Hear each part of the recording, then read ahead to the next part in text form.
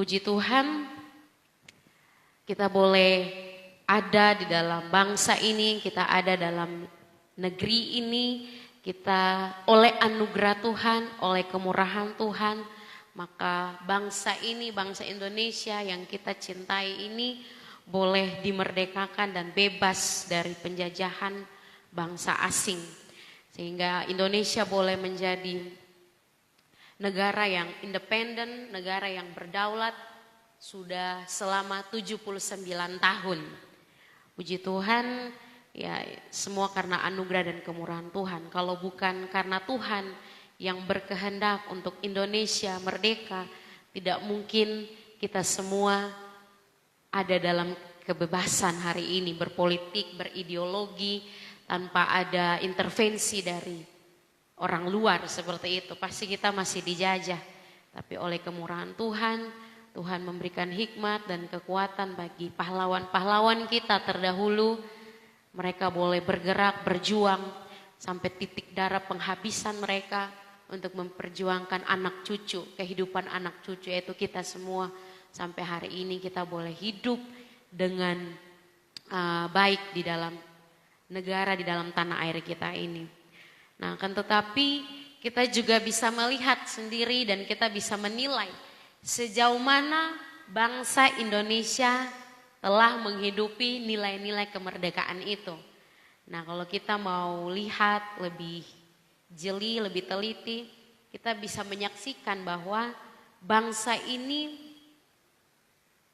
di dalam bangsa ini masih terjadi banyak masalah, banyak polemik, baik itu politik, sosial, agama, ekonomi, terjadi banyak sekali gejolak-gejolak, terjadi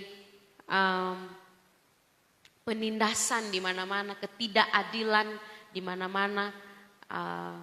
Yang paling marak itu adalah orang selalu berseru bahwa hukum itu tumpul ke bawah. Iya. Tumpul ke atas, tajam ke bawah. Iya, seperti itu. Jadi kita bisa melihat banyak sekali kasus-kasus ketidakadilan orang-orang, saudara-saudari kita yang mengalami ketidakadilan di negeri ini. Kalau ada uang, bisa melakukan segalanya.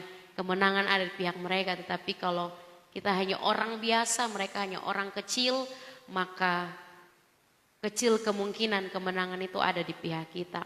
Ya. Banyak sekali penderitaan, bahkan pembangunan juga yang belum merata ke seluruh pelosok-pelosok negeri. Ada di daerah-daerah tertentu yang belum merasakan kemajuan seperti yang kita alami di kota hari-hari ini. Kalau kita mau lihat, saya kemarin nonton salah satu podcast di YouTube yang namanya Bobon Santoso. Itu luar biasa sekali ya. Itu sepertinya anak Tuhan ya kalau saya lihat dari cara bicaranya teman-teman. Tapi ya terlepas dari itu kita melihat bagaimana Tuhan memakai hidupnya untuk menjadi perpanjangan tangan Tuhan. Jadi saya nonton episode di mana dia itu pergi ke ujung NTT, ujung Indonesia, perbatasan Indonesia dengan Timor Leste. Kemudian juga saya melihat dia bercerita tentang bagaimana dia turun ke salah satu pelosok di Papua. Waktu itu saya juga sampai menangis. Dia cerita itu di podcastnya Deddy Corbuzier. Dia menceritakan bagaimana penderitaan yang dialami oleh saudara-saudari kita yang ada di pelosok Papua sana. Dia sampai menangis, laki-laki menangis yang terisak-isak seperti itu. Dia turun langsung ke lapangan dan melihat bagaimana kehidupan saudara-saudari kita yang ada di sana. Dia menceritakan bahwa di Indonesia ternyata masih ada saudara-saudari kita yang belum bisa menikmati listrik seperti ini. Yang kalau kita di kota setiap hari 24 jam kita selalu melihat lampu menyala, TV menyala dan sebagainya.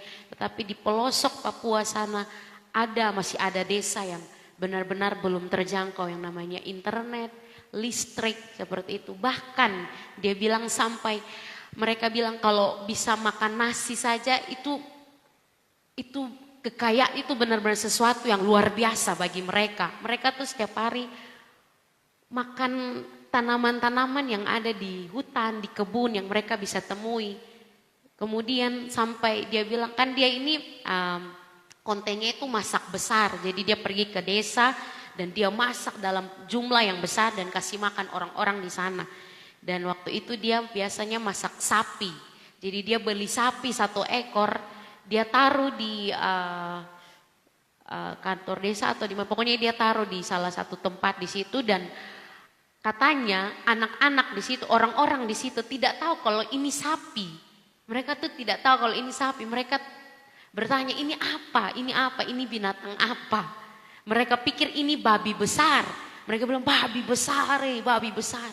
Mereka tidak pernah tahu yang namanya sapi. Bapak Ibu. Bahkan mereka mau membeli atau memenuhi kebutuhan mereka itu masih sistem barter. Jadi di sana TNI bahkan guru-guru yang mengabdi nakes yang mengabdi di sana mereka tuh buat satu strategi, mereka tuh membuat persediaan logistik beras, mie, seperti itu minyak goreng, gula pasir. Mereka buat persediaan di tempat mereka sehingga nanti bapak mama yang di kampung itu mereka mau makan mie, mereka datang cabut mereka punya daun ubi mungkin atau mereka tangkap ikan di kali terus mereka datang tukar, bapak tukar mie, bapak tukar beras, bapak mau mie goreng. Seperti itu Bapak Ibu, saudara-saudari. Sangat menyedihkan sekali. Bahkan dia bilang bahwa kelaparan itu nyata, betul. Yang namanya kelangkaan makanan itu nyata. Mereka mau makan setiap hari saja sangat sulit seperti itu. Jadi ketika saya melihat itu juga, waduh hati saya juga terenyuh seperti itu. Iya ya, kita nih di kota, kita lihat hal-hal yang indah, hal-hal yang megah. Kita menikmati berkat Tuhan, anugerah Tuhan yang begitu berlimpah. Bahkan sampai kita buang-buang pun. Sampai kita anggap remeh, anggap sepele begitu. Makanan sehari-hari, pakaian yang kita punya. Sampai kita tidak hitung lagi. Tetapi ternyata masih ada di sudut-sudut Indonesia, pelosok-pelosok Indonesia. Orang-orang yang masih dijajah oleh kemiskinan, kebodohan. Bahkan pendidikan di sana pun sangat minim sekali. Seperti itu, sangat memprihatinkan. Nah, Bapak Ibu saudara-saudara yang terkasih, mengapa hal-hal seperti ini masih terjadi Bapak Ibu? Ini disebabkan oleh masih ada banyak orang di dalam bangsa ini, dalam negara ini yang masih sebenarnya mungkin mereka mengatakan, oh kita sudah merdeka, kami sudah merdeka.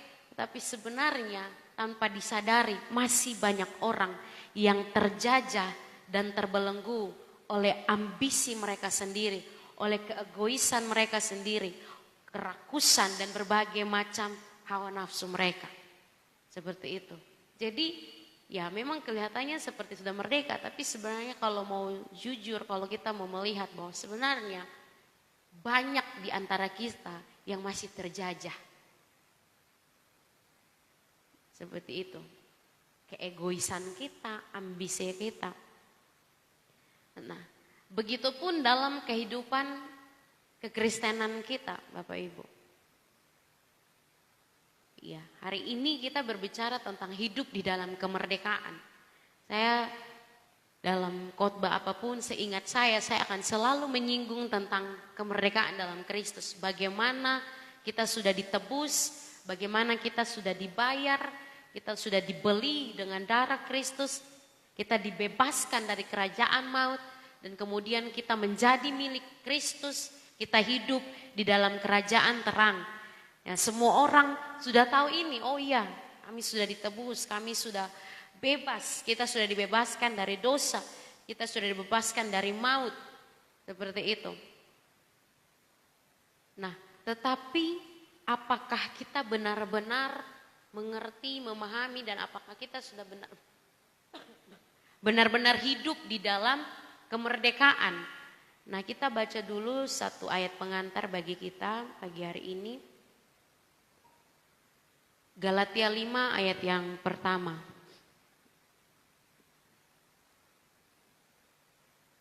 Surat Rasul Paulus kepada jemaat di Galatia pasal yang kelima ayat yang pertama. Kalau sudah dapat kita baca bersama-sama 1, 2, 3. Supaya kita sungguh-sungguh merdeka, Kristus telah memerdekakan kita. Karena itu berdirilah teguh dan jangan mau lagi dikenakan kuk perhambaan. Ya. Kemudian Roma 6 ayat 18. Ini adalah beberapa ayat tentang kemerdekaan Kristen. Roma 6 ayat 18. Kamu telah dimerdekakan dari dosa dan menjadi hamba kebenaran. Puji Tuhan, oleh anugerah Tuhan Yesus kita semua sudah dimerdekakan dari dosa dan kini kita menjadi hamba kebenaran. Kita tahu itu, tetapi yang menjadi persoalannya masih banyak sekali kita sebagai orang-orang percaya yang ternyata masih dibelenggu oleh kepahitan, oleh amarah, oleh kebencian, oleh dendam dan rupa-rupa kebodohan. Seperti itu. Kita sudah dibebaskan, kita sudah dimerdekakan dalam Kristus. Tetapi setiap hari kita masih hidup di dalam kekecewaan, kemarahan. Kita masih hidup dalam iri, dengki. Kita masih hidup dalam kemabukan, pesta pora, hawa nafsu dunia.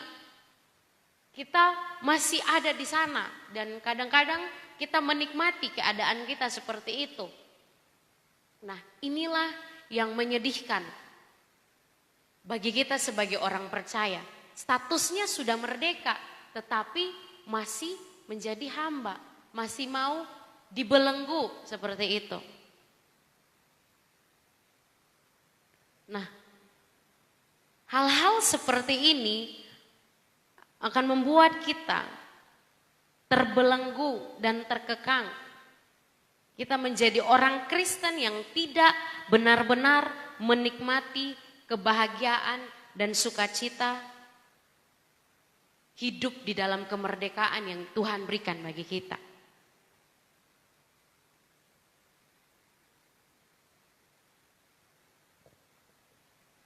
Ya, seperti tadi di awal saya bilang bahwa banyak orang yang masih hidup dengan keegoisannya, masih mementingkan diri sendiri, bahkan banyak pertengkaran, percideraan terjadi hanya karena semua orang mempertahankan kebenarannya, semua orang mempertahankan dirinya. Banyak rumah tangga yang hancur, banyak anak-anak muda yang kehilangan panutan, generasi menjadi rusak dan hancur, anak-anak tumbuh di dalam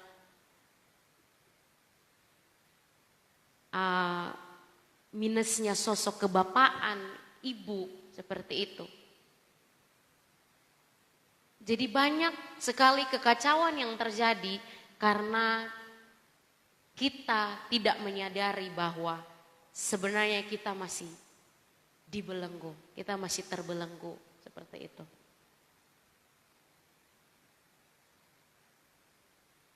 Ada orang-orang juga yang mengatakan bahwa saya sudah merdeka dalam Kristus, saya sudah ditebus, saya sudah dibayar, saya sudah hidup dalam kerajaan terang.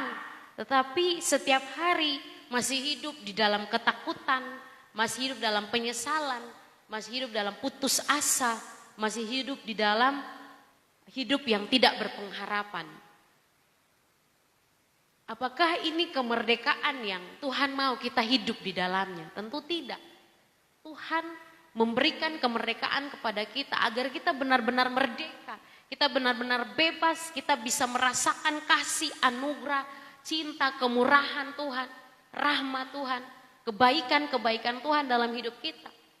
Tetapi seringkali kita masih terbelenggu dengan ketakutan kita, kekhawatiran kita, kecemasan kita. Nah,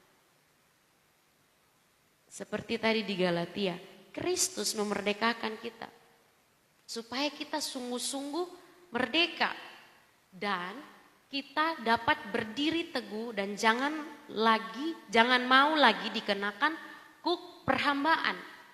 Kalau kita sudah dimerdekakan dalam Kristus, jangan mau lagi diperhambakan oleh rasa takut, kecemasan, jangan mau lagi diperhamba oleh kemarahan, oleh kebencian, oleh hawa nafsu dunia ini. Jangan mau lagi, kita harus meninggalkan itu semua dan hidup di dalam kemerdekaan yang Tuhan berikan bagi kita. Nah, hidup dalam kemerdekaan di dalam Kristus berarti kita hidup di dalam nilai-nilai kebenaran, nilai-nilai kerajaan Allah. Jadi yang kita hidupi setiap hari adalah nilai kerajaan Allah atau nilai-nilai kebenaran yang kita baca dalam firman Tuhan ini, yang kita dengarkan setiap hari Minggu, yang kita dengarkan di setiap pertemuan-pertemuan ibadah. Nah, di dalam nilai-nilai kebenaran, nilai-nilai kekerajaan Allah itu ada iman, ada pengharapan, dan ada kasih. Nah, ketiga hal ini menjadi fondasi di dalam kehidupan kita sebagai orang-orang yang sudah dimerdekakan dalam Kristus. Jadi ketika kita sudah dimerdekakan dalam Kristus, berarti ada iman di dalam kita, ada pengharapan di dalam kita, dan juga ada kasih. Dan yang paling penting dari ketiga hal ini adalah kasih. Karena kasih itu yang akan kita bawa, kita hidupi sampai di sorga sana. Seperti itu. Iman dan pengharapan mungkin akan tetap tinggal di bumi ini. Karena memang kita membutuhkan iman, kita membutuhkan pengharapan untuk menguatkan kita terus berjalan dalam kehendak Tuhan. Lalu setelah kita kembali ke sorga, maka yang kita bawa itu adalah kasih. Seperti itu. Nah, inilah nilai-nilai kebenaran, inilah nilai-nilai kerajaan Allah, inilah nilai-nilai kemerdekaan yang harus kita hidupi di dalam Kristus. Nah, ada beberapa ciri-ciri orang yang hidup dalam kemerdekaan. Sebenarnya banyak, kalau kita baca dalam Alkitab ada banyak sekali. Tetapi saya mau kita sama-sama merenungkan 3 poin ini saja. Yang pertama adalah hidup penuh sukacita dan damai sejahtera. Jadi orang yang sudah dimerdekakan di dalam Kristus, mereka akan hidup di dalam sukacita dan damai sejahtera Tuhan. Roma 5 ayat yang pertama.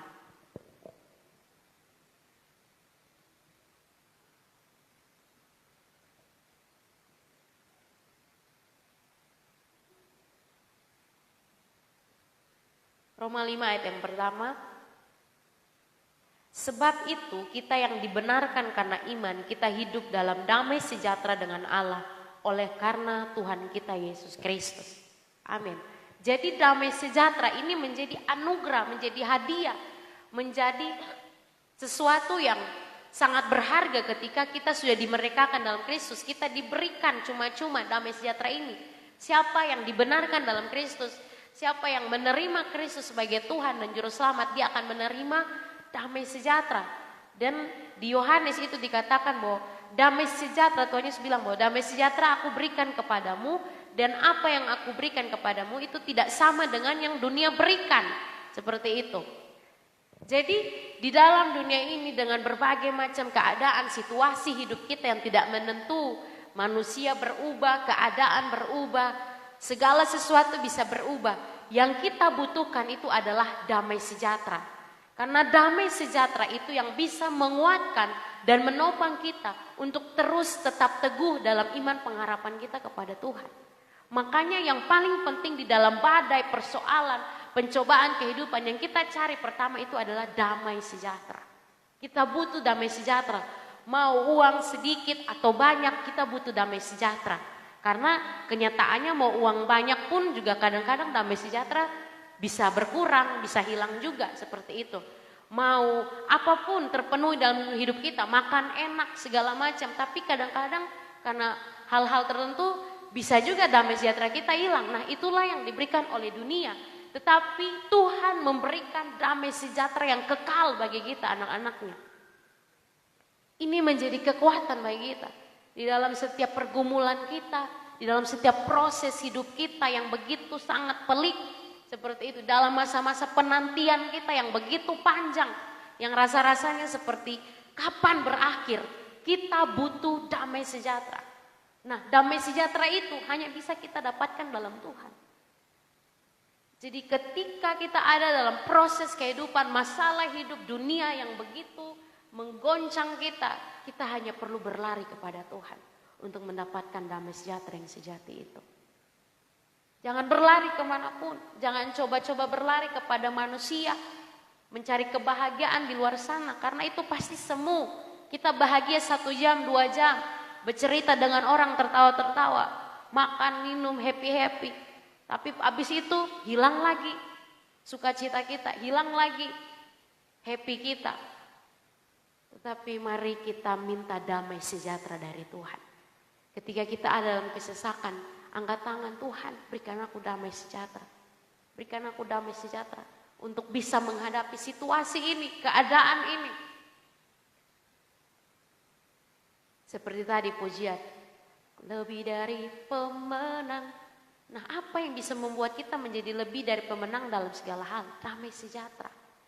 Damai sejahtera Tuhan. Ketika damai sejahtera Tuhan menguasai hidup kita, maka pikiran kita, hati kita, tutur kata kita, perbuatan kita, itu tidak akan mencelakai diri kita sendiri. Itu akan membawa kita kepada kebenaran Tuhan. Dan damai sejahtera kita akan terus mengalir seperti sungai yang tidak pernah kering. Iya. Jadi itu adalah ciri yang pertama, orang yang hidup dalam kemerdekaan seperti itu. Kita harus ambil ini karena kadang-kadang iblis itu mengintimidasi kita. Kadang-kadang iblis itu menipu kita dengan siasat-siasatnya, dengan kebenaran palsunya. Dia berusaha untuk mencuri damai sejahtera kita. Bapak Ibu, firman Tuhan bilang apa? Iblis, si jahat itu, pencuri, itu dia datang untuk apa? Mencuri, membunuh dan membinasakan. Yang dia curi terlebih dahulu dari hidup kita adalah damai sejahtera. Kalau damai sejahtera sudah hilang, pasti kacau balau semua. Pasti tidak ada satupun yang berjalan dengan baik. Pasti kita akan berjalan di dalam kekacauan balauan seperti itu. Makanya iblis berusaha setiap hari curi damai sejahtera kita lebih dahulu. Makanya setiap hari kita berdoa, Tuhan penuhi aku dengan damai sejahtera Tuhan. Aku tahu bahwa hari ini pasti ada masalah. Saya tahu bahwa hari ini saya bangun tidur, saya keluar, saya beraktivitas, pasti ada masalah, pasti ada tantangan. Pasti nanti ada saja. Tapi yang saya minta dari Engkau Tuhan, berikan damai sejahtera Tuhan. Supaya kita tetap settle, kita tetap stabil di dalam Tuhan. Dan orang-orang akan melihat bahwa, ini orang mau digempur, digonceng, mau bikin apa. Dan dia juga tetap kayak adem-adem, kalem-kalem, tenang seperti itu. Ya karena damai sejahtera ada di dalam hatinya. Seperti itu. Ya, kita minta kekuatan dari Tuhan, minta kekuatan dari Tuhan. Setiap kali iblis mulai mengintimidasi kita, setiap kali iblis mulai merundung kita dengan pikiran-pikiran, situasi dan keadaan yang tidak bisa kita kendalikan, berseru, Tuhan tolong, Tuhan tolong, berikan damai sejahtera, Tuhan tolong, aku butuh damai-Mu, seperti itu. Maka Tuhan akan datang lewat Roh Kudus yang ada dalam kita. Damai aku berikan kepadamu, tenanglah, tenang. Yang kedua, ciri-ciri orang yang hidup dalam kemerdekaan, punya gairah dan kesukaan akan Tuhan. Yeremia pasal 15 ayat 16. Ya. Ketika kita ada dalam kemerdekaan Kristus, kita sudah dimerdekakan oleh Kristus, maka kita akan punya gairah dan kesukaan akan Tuhan melebihi dari apapun yang ada di dunia ini. Jadi tidak ada suatu hal apapun di dunia ini yang bisa menyaingi atau menyamai Tuhan dalam hidup kita. Yeremia 15 ayat yang ke-16.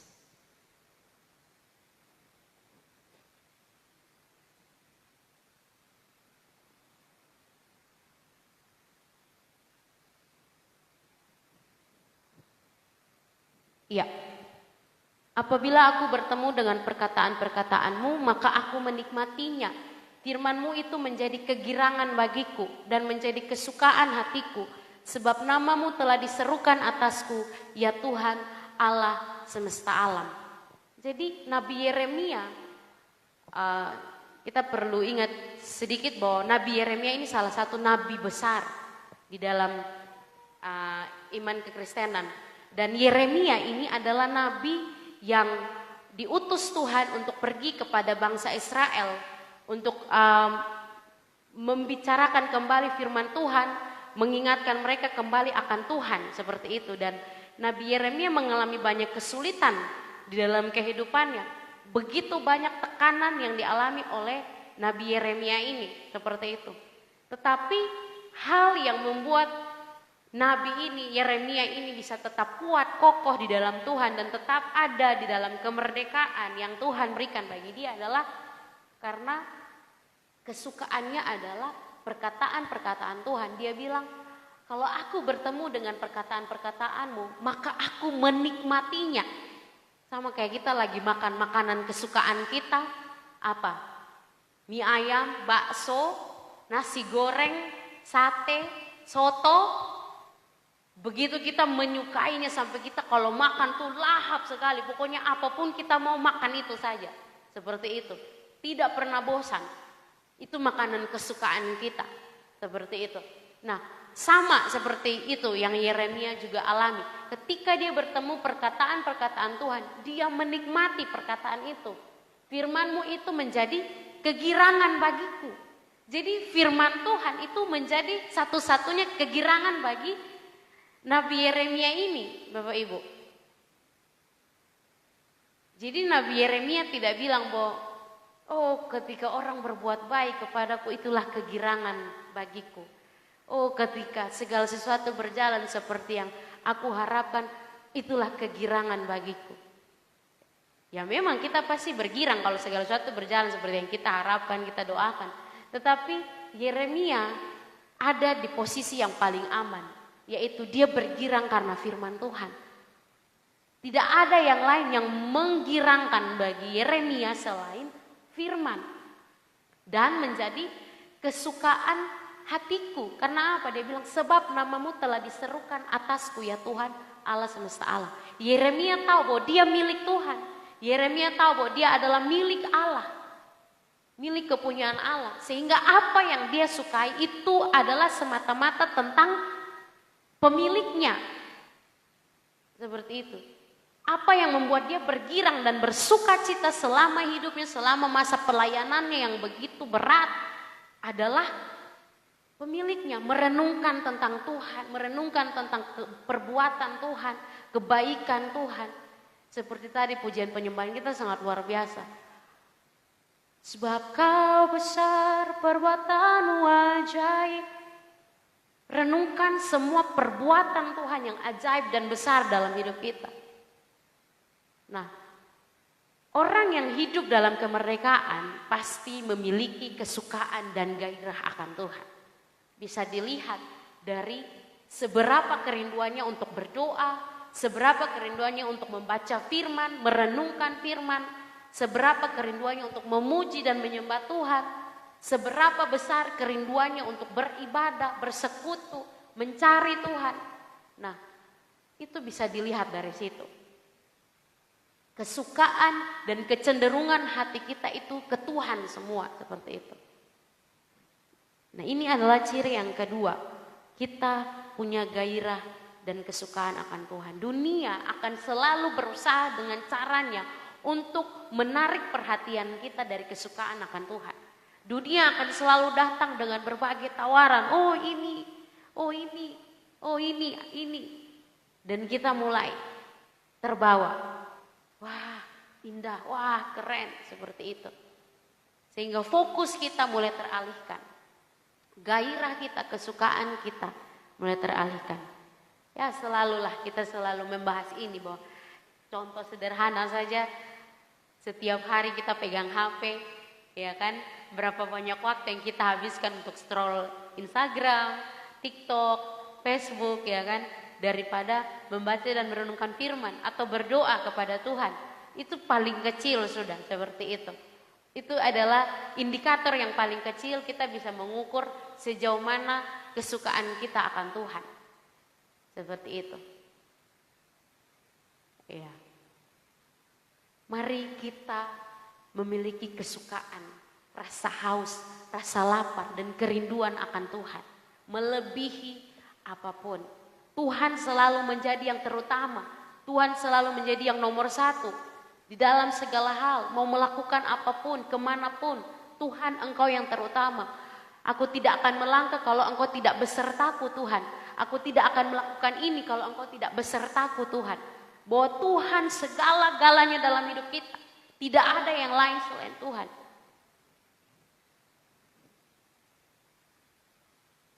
Dan hanya Tuhan yang dapat menyukakan hati kita.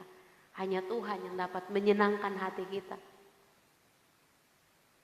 Nah, ciri-ciri orang yang hidup dalam kemerdekaan yang ketiga adalah punya tujuan hidup ilahi. Kita baca Filipi 3 ayat 13-14.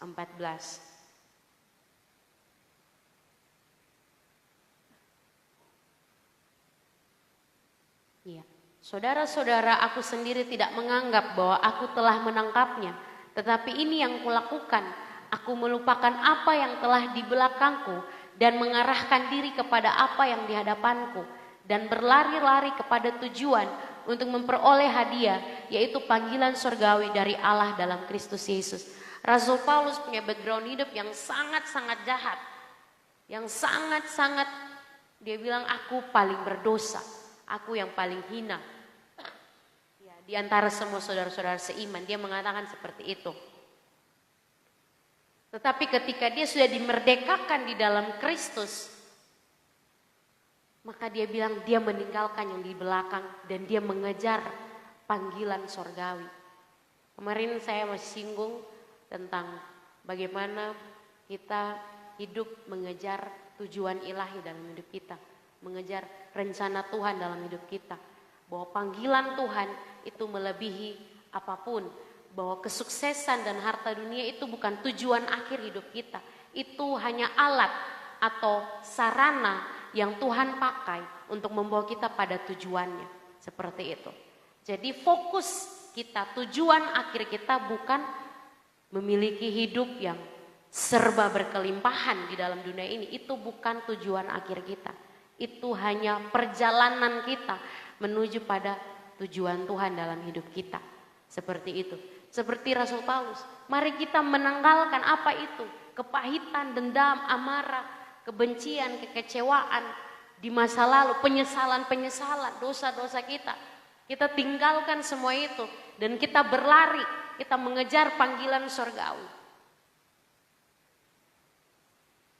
Berlari-lari kepada tujuan untuk memperoleh hadiah. Jadi setiap perjalanan iman kita, perjuangan iman kita ini tidak pernah sia-sia. Sekecil apapun yang kita lakukan, yang kita kerjakan untuk Tuhan, itu tidak pernah sia-sia. Tuhan pandang berharga dan bernilai di matanya. Ada hadiah Bapak Ibu. Kita tuh berpikir bahwa oh hadiahnya di bumi, nanti kalau saya setia melayani Tuhan, saya akan sehat terus. Saya akan berkelimpahan terus. Ya kan, saya akan naik level terus, naik jabatan terus. Tidak juga seperti itu. Karena tujuan akhir kita memperoleh hadiah di kekekalan, di sorga. Jadi kalau kita sudah melayani Tuhan, kita sudah melakukan firman Tuhan, tapi kok rasanya seperti hidup kita masih ada di musim yang sama. Kita masih terus diproses. Jangan berkecil hati, karena hadiah kita di sorga, kita sedang mengumpulkan hadiah kita di sorga. Seperti itu. Jadi ketika kita melayani Tuhan, lakukanlah dengan tulus, dengan segenap hati, dengan sukacita. Ketika kita menjalani apa yang Tuhan percayakan bagi kita hari-hari ini, kita lakukan dengan sepenuh hati, dengan segenap hati. Karena ketika kita melakukan dengan sepenuh hati, segenap hati, Tuhan yang menilai dari tempat yang tersembunyi akan menghitungkan itu bagi kita. Ada hadiah. Ketulusan kita itu berharga mahal di hadapan Tuhan. Yang kita lakukan, yang kita kerjakan, yang tidak dilihat oleh manusia, yang tidak diketahui oleh manusia, dan hanya dilihat oleh satu-satunya pribadi di atas sana, itu jauh lebih mahal. Itu jauh lebih berharga. Nah, ketika kita sudah hidup, kita sudah dimerdekakan, kita hidup dalam kemerdekaan, otomatis kita punya tujuan hidup ilahi. Makanya kita perlu bertanya, kita sudah hidup dalam Kristus, kita mengaku bahwa kita sudah ditebus oleh darah Yesus, kita makan perjamuan setiap awal bulan, kita mengaku dalam iman kita bahwa Yesus Kristus adalah Tuhan dan Raja kita. Tetapi jika tidak ada keinginan dan kerinduan dalam diri kita, hidup kita untuk mencari tujuan ilahi dalam hidup kita, mengejar panggilan Tuhan dalam hidup kita, mengejar perkara-perkara sorgawi dalam hidup kita, maka bisa dipertanyakan itu status kemerdekaan kita. Apakah kita sudah benar-benar yakin dimerdekakan? Apakah kita sudah benar-benar yakin hidup dalam kemerdekaan? Akan berubah. Orang yang tadinya hidup semata-mata, oh saya harus kerja terus, kejar ini, harus jadi ini, begini, begitu. Ketika sudah hidup dalam kemerdekaan, itu akan berubah. Mindsetnya, pola pikirnya akan berubah. Tuhan, apa yang Engkau mau dalam hidupku? Tuhan, apa yang harus aku kerjakan selama aku hidup di bumi ini? Apa rencanamu bagiku? Itu pasti akan berubah. Setiap hari pasti ada keinginan, desire dalam hatinya mencari Tuhan, mencari kehendak Tuhan.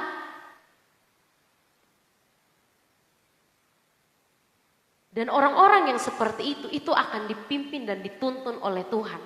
Itu akan dibawa Tuhan terus untuk hidup di dalam rencana Tuhan, di dalam panggilan Tuhan dalam hidupnya. Kita akan bertemu dengan tujuan ilahi dalam hidup kita. Seperti itu.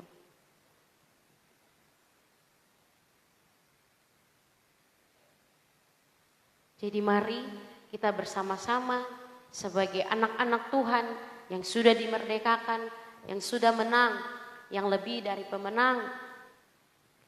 Mari kita memperhatikan ketiga poin ini dalam hidup kita.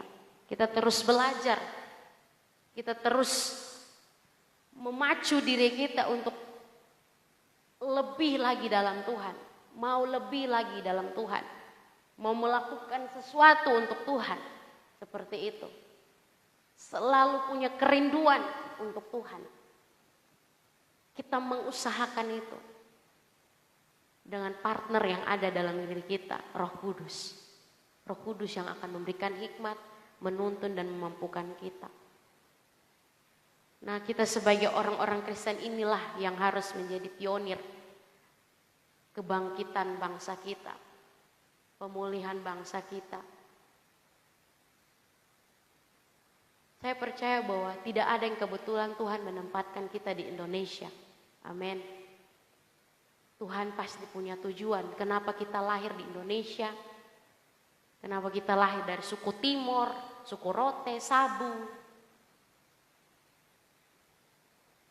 Tuhan pasti punya tujuan menempatkan kita di dalam bangsa ini.